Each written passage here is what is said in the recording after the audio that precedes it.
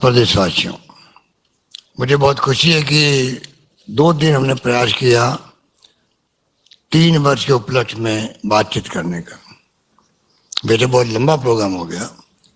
Class भी 1 घंटे की होती हुई मैक्सिमम, ये क्लास तो 3 घंटे की हो रही है। इसलिए आपका थोड़ा अनिजी होना स्वाभाविक है, पर एक प्रकार से एजुकेशन की तरह ही प्रोग्राम हुआ है कि क्या क्या प्रोग्राम किए जा रहे हैं। वैसे तो सब विभागों की बात करना मुश्किल है।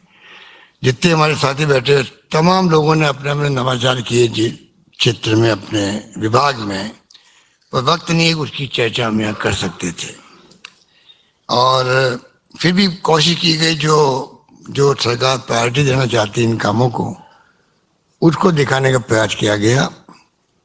और मैं उम्मीद करता हूँ कि बाकी भी जो प्रोग्राम है, जो DPI के माध्यम से लिटरेचर निकलते रहते हैं। कल मैं गया प्रदर्शनी के अंदर, मैं बहुत इम्प्रेस हुआ। अगर आप प्रदर्शनी में घूम लेंगे आप पाएंगे हर विभाग ने कितना उत्साह था उनके अंदर, देखते ही बनता था और सबने अच्छे काम किए और उनको दिखाने की लालसा भी थी।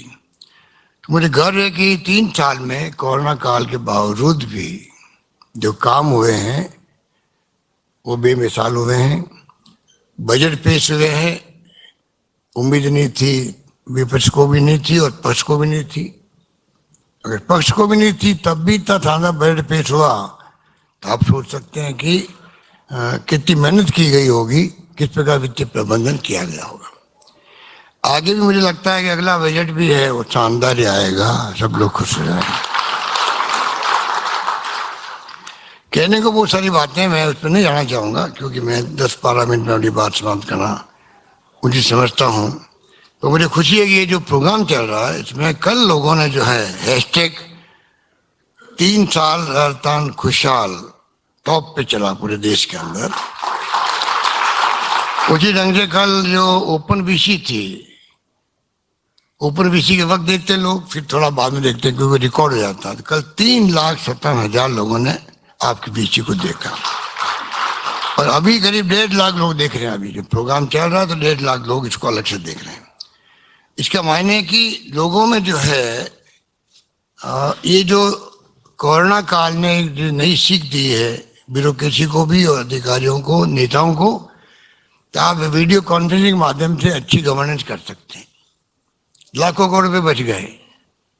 ये जो प्रोग्राम अभी गिनीज बुक ऑफ रिकॉर्ड की बात कर रहे थे अध्यक्ष जी, इतने प्रोग्राम करने जाए मंत्री लोग और सब लोग, उद्घाटन कितने जगह टेंट लगते हैं, कुर्सियाँ लगाई जाती है, माइक के प्रबंधन होते हैं, लाने के प्रबंध होते हैं, लोगों के लाखों रुपए खर्च होते हैं।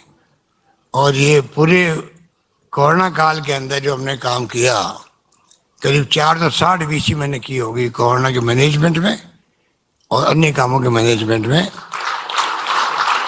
और लोग महसूस नहीं हुआ कि मतलब गवर्नमेंट क्या काम कर रही है। इस प्रकार से हमने उन सबको जोड़े रखा।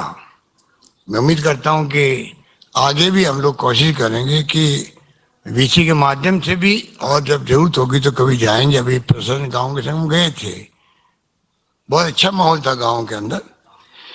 तो लंबी बात करें तो कम है क्योंकि इतने काम हुए हैं, पर मैं कुछ 8-10 पॉइंट जो नवाचार हुए खाली उसको मैं पॉइंट करूंगा। उसके फायदे कितने मिलते हैं वो तो एक लंबी विषय हो जाएगी। जैसे पुलिस विभाग है, सरकार बनती हमने कहा FIR कंपल्सरी होगी थाने के अंदर लिखना,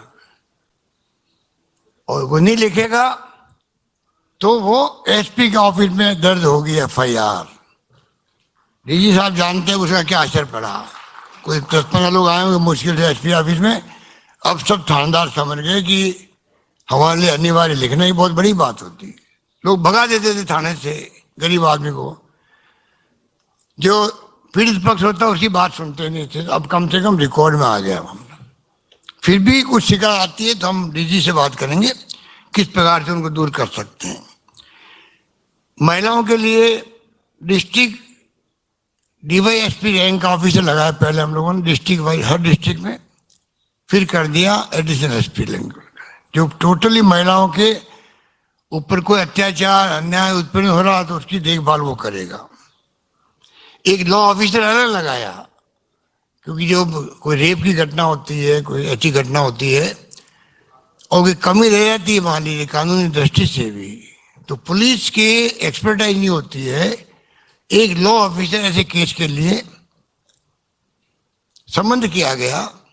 लॉ ऑफिसर एक प्रोसेस कर रखा है पीएचक्यू ने, उस पर केस दिया जाता है। इसलिए आपने देखा होगा पिछले एक अरसे में कई लोगों को फांसी की सजाएं हुई है, कई लोग आजीवन कारावास हुए हैं और 15-15, 20-20 दिन के अंदर ही केस निपट गए हैं। एक माहौल बना राजस्थान के अंदर। क्राइम तो राजस्थान में नहीं पूरे देश के अंदर हो रहा है, परंतु अगर ये माहौल बन जाए कि उसके खिलाफ कार्रवाई भी होती है राजस्थान के अंदर, तो उसको बहुत बड़ा फर्क पड़ता है। ये जो कदम उठाया हमने, उसको लेके राजस्थान को बदनाम करने का भी षड्यंत्र चल रहा है। कुछ तो मीडिया वाले बिना सोचे समझे लिख देते हैं, स्टेटमेंट छाप देते हैं। मैं उनको कहना चाहूँगा कि सच्चाई पे जाओ।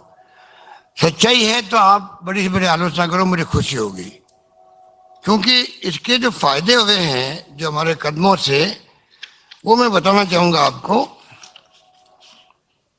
कि 33% रेप के केस जो थे पहले, वो 156(3) में जो पहले कोर्ट में जाओ, लोअर कोर्ट में आदेश लो और फिर जांच शुरू होती थी।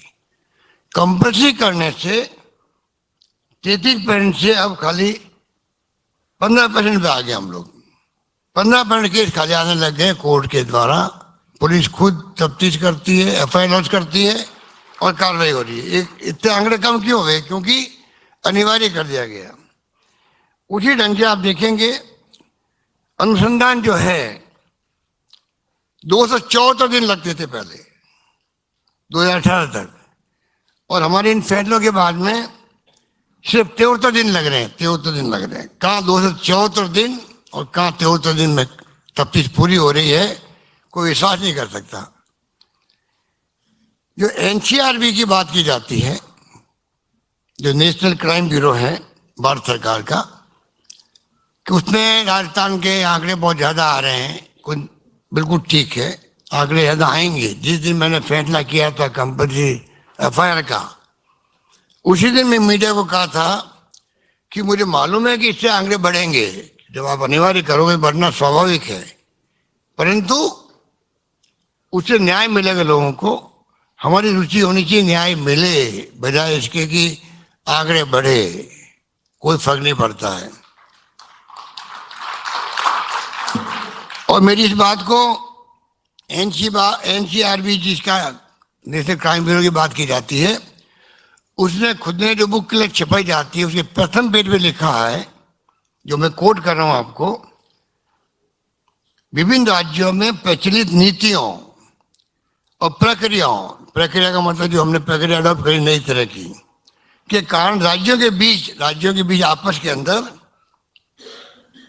केवल इन आंकड़ों के आधार पर तुलना नहीं करनी चाहिए।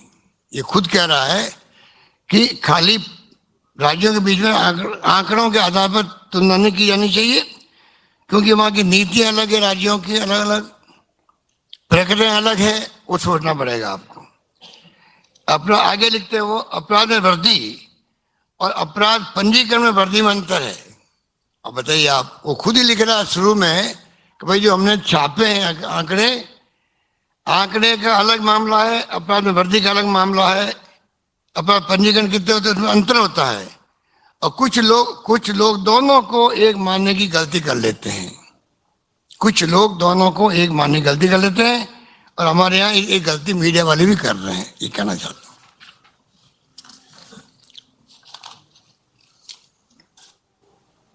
2019 के अंदर महिला अपराधों की 45.88%, 2020 के अंदर 45.23% और 2021 में 47.56% एफआईआर झूठी पाई गई राजस्थान के अंदर। और भारत के कुल झूठे आंकड़े जो हैं, भारत के कुल झूठे मुकदमों में 37% सिर्फ राजस्थान राज्य के हैं। ये भी चिंता का विषय है। इस प्रकार के झूठे आंकड़े दिए जा रहे हैं, और कई बार ये जो आंकड़े हैं उससे अंदाजा लगा सकते हो कि झूठी एफआईआर कितनी की जा रही है, ये हमें देखने की बात है। तो ये तो मैंने कहा आपको एक नवाचार की बात करी मैंने। दूसरा नवाचार इसी में किया हमने स्वागत कर सका। थानों के अंदर माहौल ऐसा होता है जहाँ लोग डरते हैं, कई बार तो स्वाभिमान लोग जाते नहीं है, बेइज्जती होगी वहां पर, क्योंकि तू ताम बात होती है थाने के अंदर, अपन जानते हैं, तो तड़ाके की बात होती है।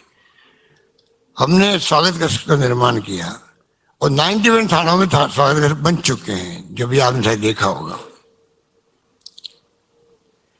स्वागत कक्ष का बनना ही एक मैसेज है थानेदार साहब के लिए भी, पुलिस वालों के लिए भी, कि आने वाले से हमें तमीज से बात करनी है, ढंग से बात करनी है, अच्छा व्यवहार करना है। आप निष्पक्ष जांच करो अलग बात है, दोषी है सजा दो, पर एक मानव के साथ में दूसरा मानव अगर व्यवहार ढंग से नहीं करे, बदतमीजी करे, ये किसी को शोभा नहीं देता है और ये कल्चर कहता ही नहीं है। दुनिया के कई मुल्कों के अंदर भी ये सिस्टम है कि आप चाहे कितनी बड़ा अपराधी माना जाता हो, जब तक वो अपराधी घोषित नहीं हो, सजा नहीं मिले, आप मान सम्मान करो, इंसान के साथ में करो। ये मानव अधिकार की रक्षा करने की बात भी इसमें आती है। तो एक बात तो मुझे कहनी थी आपको, उड़ान जो है ये टॉप प्रायोरिटी मानी चाहिए।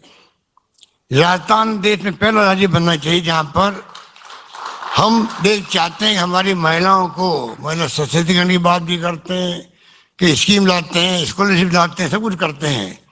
ये जो प्रॉब्लम है जिसका अभी डॉक्टर साहब ने बताया आपको, इसके गहरे में जाना चाहिए हर इंसान को। वो जमाना गया, कोई जमाने में संकोच में कोई बात करते नहीं थे। विदेशों में तो स्कूल में पढ़ाई की जाती इसकी, बचपन से बच्चों को भी। तो आप सोच सकते हो कि मेरे पूर्व वक्ता इस बारे में ममता भूपेश और सब कह चुके हैं, मैं उसमें ज़्यादा कुछ कहना नहीं चाहूँगा। पर ये हमारे लिए 200 करोड़ रुपये रखे अभी हमने इसके लिए। 5 करोड़ रुपये देंगे एनजीओ को जो इस काम में आगे आएंगे, चाहे वो लोगों को मोटिवेट करने के लिए, चाहे वो जो सैनिटरी पैड बनाएंगे, मशीन लगेगी, उन मशीनों में अच्छी क्वालिटी रखेगा, अच्छी क्वालिटी रखेगा, क्योंकि क्वालिटी का मामला सब कुछ है इसके अंदर। उसको प्रोत्साहन राशि मिलेगी।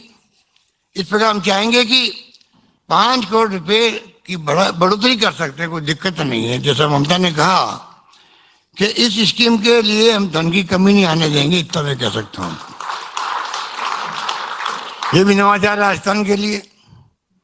एक ओलंपिक ग्रामीण खेल कूद शुरू हो रहा है, पढ़ा होगा अखबार में आपने, करीब 26 लाख लोगों तो मेरे ख्याल से उसमें रजिस्ट्रेशन करवा दिया। बच्चों ने नहीं, बूढ़ों ने भी, क्योंकि इसमें जो एज रखी गई है वो एज रखी गई है आपकी मेरे ख्याल 7-8-10 साल लगा करके। 50-60 चांदना जी बैठे हुए नहीं यहाँ पर, 50-60 नहीं 70 साल तक की उम्र रखी हुई है। मतलब बूढ़े लोग भी खेल सकते हैं, पोते देख सकते हैं उसको। सब तरह गेम होंगे, कबड्डी लगा करके सभी गेम हो उसके अंदर होंगे। तो जो बुजुर्ग लोग बैठे हुए, नारायण जी वगैरह जितने बैठे हुए हैं, वो भी समझ लें कि गांव में हमें इसका प्रचार करना है। 26 लाख तो अभी हुए हैं और बढ़ सकती है संख्या। तो ओलंपिक ग्रामीण के 50 करोड़ रुपये खर्च करेंगे हम लोग, करीब 50 करोड़ खर्च होंगे।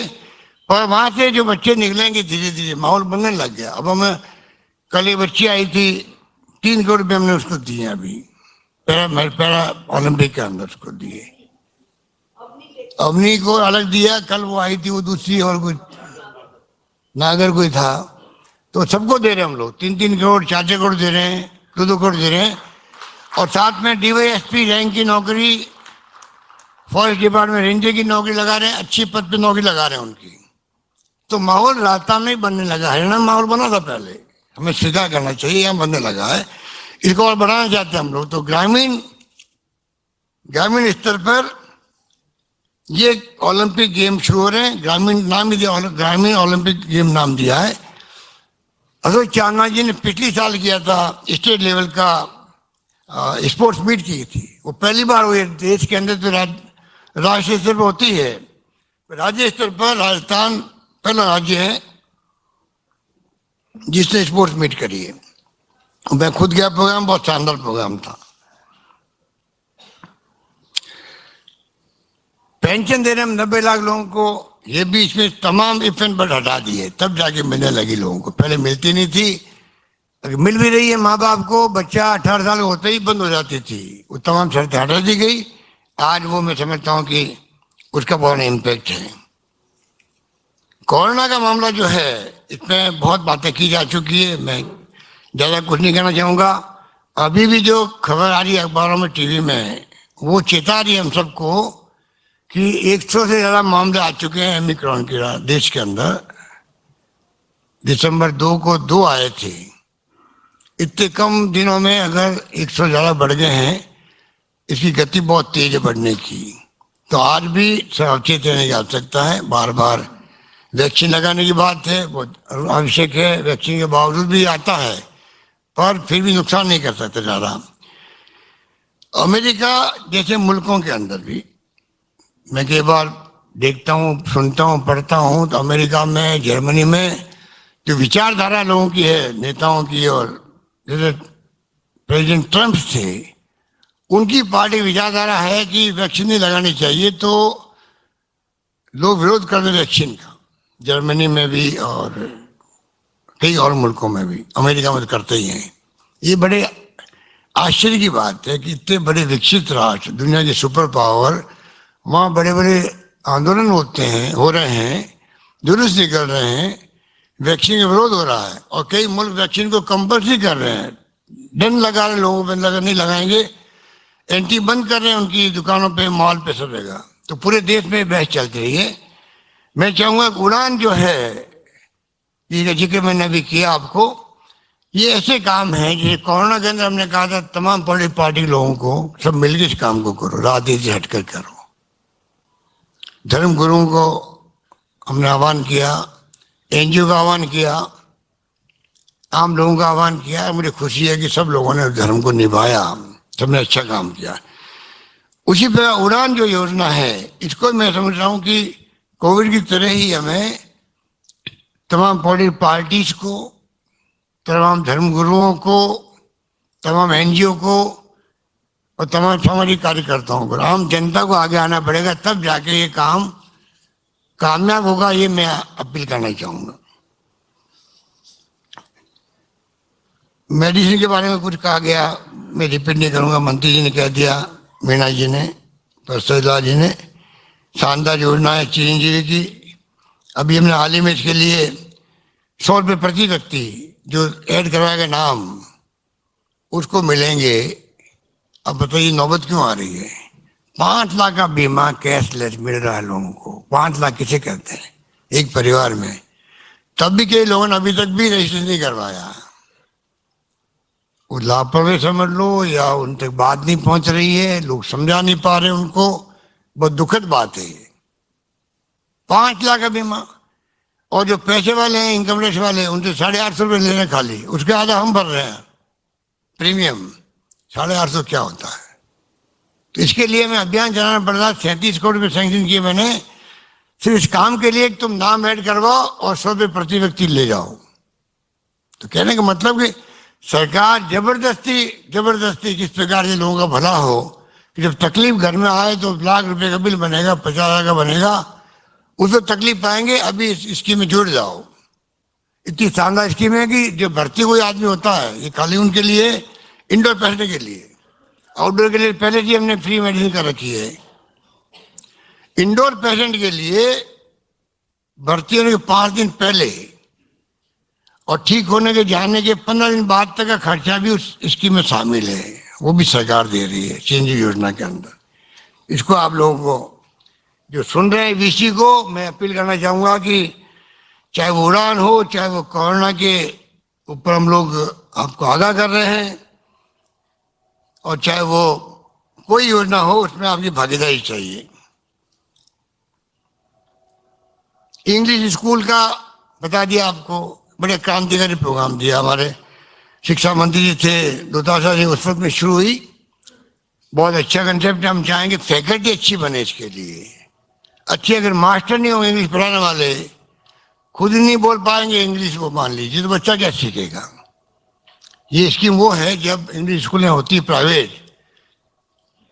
वो वहाँ टीचर ऐसे होने चाहिए जिससे कि अच्छी इंग्लिश सिखा सके बच्चों को, बोलना भी और लिखना भी और पढ़ना भी। तो मैं उम्मीद करता हूँ कि इस पे हम ज़्यादा गौर करेंगे, इंफ्रास्ट्रक्चर पे भी और टीचर के ऊपर भी। और स्कूलें कितनी खुलेगी, जितने ज़्यादा फैकल्टी मिलेगी उतनी ज़्यादा स्कूल खुलेगी, ये मैं कह सकता हूँ।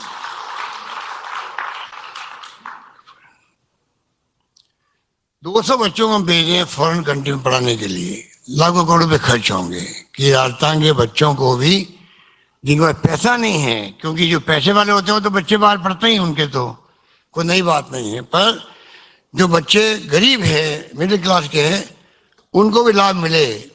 मैं समझता हूँ कि इस तरफ ध्यान देने की बात है। इस प्रकार से दो बातें कह के मैं अपनी बात समाप्त कर रहा हूँ। एक तो जो मेडिकल में है, इनफैक्ट मोर्टेलिटी रेट, जो शिशु मृत्यु दर, वो जो है कम हो रही राजस्थान के अंदर। पहले 81 थी, अब 37 हो गई है। तभी और ज़्यादा कम करने का सकता है, 0 पे लाए इसको। और मातृ मृत्यु दर MMR 508 से पहले 164 पे आगे हम चाहेंगे वो भी कम हो, कम से कम 0 पे आए। एक भी माँ क्यों मरे डिलीवरी के वक्त में, एक बच्चा नवजात शिशु क्यों मरे, ये हमारा सोच होना चाहिए। उसमें हम लोग पूरी तरह इंफ्रास्ट्रक्चर बढ़ाने का काम कर रहे हैं। ICU, निकू, पिकू, ऑक्सीजन बेड्स बढ़ाए गए हैं, ऑक्सीजन तो प्लांट लगे गए राजस्थान के अंदर, काफ़ी कुछ काम हो रहा है। अंत में मैं कहना चाहूँगा कि शिक्षा पे और स्वास्थ्य पे, उस पे जोर देना। बाकी तो सड़क भी है, पानी, बिजली सब आवश्यक है, सोशल सिक्योरिटी आवश्यक है, परंतु जब सेकेंड वर्ल्ड वॉर हुआ था उसके बाद में तबाह हो गया था, जर्मनी भी, जापान भी, साउथ कोरिया भी, ब्रिटेन भी। वो अगर खड़े हुए तो इसलिए हो पाए कि ब्रिटेन ने उस वक्त में एजुकेशन का बजट कम नहीं किया था, और बाकी मुल्कों ने भी शिक्षा पे और स्वास्थ्य पे ध्यान ज़्यादा रखा। तो बाद में धीरे धीरे कई साल लगे उनको, पर वो खड़े हो गए, पैरों पर खड़े हो गए। शिक्षा का इतना बड़ा महत्व है, क्योंकि मानव संसाधन बनता है और स्वास्थ्य अच्छा रहता है तो जिंदगी में एक मानव सब कुछ कर सकता है। पहला सुख निरोगी काया। मैं चाहूँगा कि हम शिक्षा पे और स्वास्थ्य पे पूरा जोर दें, और बाकी स्कीम हमारी चल रही है। 2-3 साल पूरे हुए हैं, 2 साल और आगे हमारे सामने हैं। चुनौती के रूप में हम चाहेंगे कि किस प्रकार हम लोग प्रदेश के चौमुखी विकास हो, प्रदेशवासियों की क्वालिटी ऑफ लाइफ बढ़े, अच्छी क्वालिटी लाइफ हो उनकी, और प्रति व्यक्ति पर कैपिटा इनकम अच्छी हो, इंडस्ट्रियाँ आए, इन्वेस्टमेंट आए। कल से मैं देख रहा हूँ कि अनिल अग्रवाल जी, जो केन एनर्जी है, जिनका बाढ़ में तेल निकल रहा है, जिंक हिंदुस्तान जिंक उनका है, वो आए। एलन मित्तल आए आज सुबह, उन्होंने कहा ये गाड़ी जो बाहर खड़ी है, ये गाड़ी बहुत शानदार है, इसमें 4 तरह के फायदे होंगे आपको। अभी मुझे लिख के दिया, उसमें हम चाहेंगे कि इस गाड़ी का, आपको मालूम है कि महिलाओं में जो ब्रेस्ट कैंसर होता है, स्तन कैंसर, अगर समय पर जांच हो जाए तो कैंसर नहीं बढ़ता है, ठीक हो जाते हैं। दुर्भाग्य से हमारे यहाँ पर सिस्टम नहीं होता है तो कैंसर बढ़ जाता है, बाद में ज़्यादा तकलीफ आती है। तो ये मेमोग्राफी की मशीन इसमें लगी हुई है, कोलोनोस्कोपी की मशीन लगी हुई है, जिसमें कि यूट्रस का कैंसर हो जाता है तो वो मालूम पड़ सकता है बच्चादानी के अंदर। एंडोस्कोपी, जो जर्दा वर्दा खाते हैं ये लोग, तो मुंह में, गले में, सिर में कैंसर होता है, वो मालूम पड़ सकता है। और डिजिटल एक्सरे मशीन है, लंग्स कैंसर के बारे में मालूम पड़ सकता है। बहुत शानदार ये गाड़ी बनी है, और ये मीना साहब बैठे हमारे, इनके उत्पादन निगम की तरफ से गाड़ी मिली है ये, जब ये सेक्रेटरी थे उस वक्त इनकी सोच थी। मैं समझता हूँ कि ऐसी गाड़ी यार एलन मित्तल साहब ने घोषणा की कि हम भी ये गाड़ी ऐसी दे देंगे। तो इस प्रकार से जो माहौल बन रहा है कि 24-25 जनवरी को इन्वेस्टमेंट राजस्थान की मीट हो रही है, कि इंडस्ट्रीज आएंगे, एमओयू साइन हो रहे हैं अभी से ही, कि हमारे मंत्री जी शुक्ला रावत जी के साथ जा रहे हैं, कि अधिकारी जा रहे हैं, जो मैं समझता हूँ कि कई बॉम्बई और बेंगलोर सब जगह जाके आए हैं। गुजरात में भी अच्छा इन्वेस्टमेंट मिल रहा है, पूरे देश भर के लोग आएंगे। हम उम्मीद करते हैं कि राजस्थान में, क्योंकि सरकारी नौकरी 1 लाख तो लगा चुके हम लोग, 80,000 करीब प्रोसेस के अंदर है, तो कितनी भी लगाओ, क्योंकि इतनी बड़ी बेरोजगारी होती है कि सबको नौकरी देना संभव नहीं होता। जब तक इन्वेस्टमेंट नहीं आएगा, प्राइवेट सेक्टर में नौकरी लगेगी नहीं, तब तक हम कभी भी बेरोजगारी समस्या का समाधान नहीं कर सकते। मोदी जी ने कहा 2 करोड़ नौकरी देंगे प्रति वर्ष, और वो नाम ही नहीं लेते उस बात का। नाम कैसे ले, लग नहीं सकती। काला धन भी वापस नहीं है बाहर से, कोई बात होती नहीं। स्विस बैंकों की बात कभी होती है जहाँ 7 साल में नहीं हो रही है, पहले होती थी, अब क्यों नहीं होती है। 14 में जो वादे किए थे मोदी जी ने, लंबे चौड़े, अगर वो स्पीच सुन लो आप, अगर टीवी में वहाँ पर देख लो उस स्पीच को, तो आज की वर्तमान एनडीए गवर्नमेंट बारे में कहने की जरूरत नहीं पड़ेगी हमें कुछ, अपना आप भी लोग समझ जाएंगे ये हालात है। इतना बड़ा कत्ते में करने में अंतर है, पर हिंदुत्व के नाम पर, धर्म के नाम पर राजनीति करना आसान होता है। मैं कई बार कहता हूँ कि आग लगाना बड़ा आसान होता है, आग लग जाए तो बुझाना बड़ा मुश्किल काम होता है। वही बात लागू होती है, धर्म के नाम पर राजनीति कर लो, आसान काम है। जाति के नाम पे गांव में आप देखो, जातिवाद गांव में, कस्बों में, जिलों में, प्रदेश में कितना बड़ा होता है। पर ये ना जातिवाद और ना धार्मिकता की कट्टरता, हिंदू राष्ट्र बनाएंगे। मैंने भी कहा, जब बांग्लादेश का विजय दिवस हुआ 4-5 दिन पहले, तो मैंने कहा था उस दिन मीटिंग में कि पाकिस्तान बना था मुस्लिम धर्म के नाम पे बना था। एक धर्म के लोग थे पाकिस्तान में, पूरी पाकिस्तान, पश्चिम पाकिस्तान, एक धर्म के लोग थे। एक जगह बांग्ला बोली जाती थी पूरी पाकिस्तान में, एक जगह उर्दू बोली जाती है।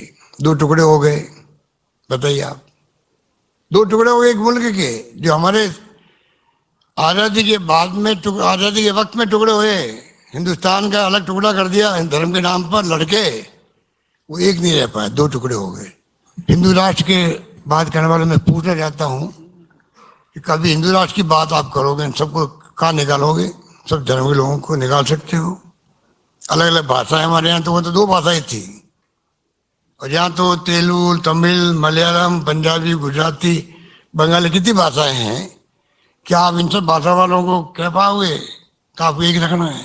40 साल पहले तमिलनाडु सवाल उठी थी, हम अलग होना चाहते देश से, 40 साल पहले हमारे बचपन के अंदर। किसकी बात ये करते हैं? इसलिए मैंने कहा भड़काना आसान है, सत्ता में आ गए धर्म के नाम पर, परंतु नीतियां जो महात्मा गांधी की दी हुई है, डॉक्टर अम्बेडकर की दी हुई है, पंडित जवाहरलाल नेहरू के वक्त में, सरदार पटेल के वक्त में, मौलाना अबू कलाम आजाद के वक्त में, वही नीतियां, वही संविधान इस देश को एक व अखंड रखे हुए हैं। चाहे इंदिरा गांधी जी ने जान दे दी, चाहे राजीव गांधी शहीद हो गए, पर देश को एक व अखंड रखा है। ये नहीं भूलना चाहिए लोगों को। सरदार बेन सिंह जी थे पंजाब के मुख्यमंत्री, नेस्तनाबूद कर दिया उन्होंने आतंकवाद को वहां पर। उन्हीं आतंकवादियों ने उनको मुख्यमंत्री रहते हुए उड़ा दिया, पोर्च के अंदर ही, नीचे उतरते ही। हम भूले नहीं, ये सब बातें हमारे जैन में है। इसलिए मैं कहना चाहूँगा कि आज भी जो हमारा संविधान सब कुछ कहता है, हम शपथ लेते हैं संविधान की, गवर्नर साहब हमारे संविधान की शपथ पढ़वाते हैं वापस। शपथ क्या पढ़वाते? पूरे कर्तव्य क्या आपका, उसकी मूल भावना क्या पढ़ाते हैं। अगर कोई ईमानदारी से सोचे तो चाहे वो एमएलए है, एमपी है, मंत्री, मुख्यमंत्री, प्रधानमंत्री, अगर आप ईमानदारी से सोचो और संविधान की शपथ लेते हो, उस पर चलो, तो अधिकांश झगड़े स्वतः खत्म हो सकते हैं। प्रेम, भाईचारे, मोहब्बत से हम लोग रह सकते हैं। आज माहौल तनाव का है देश के अंदर, स्वादपूर्ण नहीं है, लोग चिंतित है। तो ये चिंता समाप्त होनी चाहिए देश से, और माहौल संविधान के अनुकूल होना चाहिए। और संविधान खतरे में ऐसा लग रहा है, लोकतंत्र खतरे में ऐसा लग रहा है, तो ये स्थिति अच्छी नहीं है। मैं उम्मीद करता हूं कि हमारी सरकार सुशासन देने में कमी नहीं रखेगी। कल मैंने कहा था संवेदनशील, पारदर्शी जवाब दे प्रशासन देंगे, उस पर हम लोग कायम रहेंगे। धन्यवाद। जय हिंद। धन्यवाद।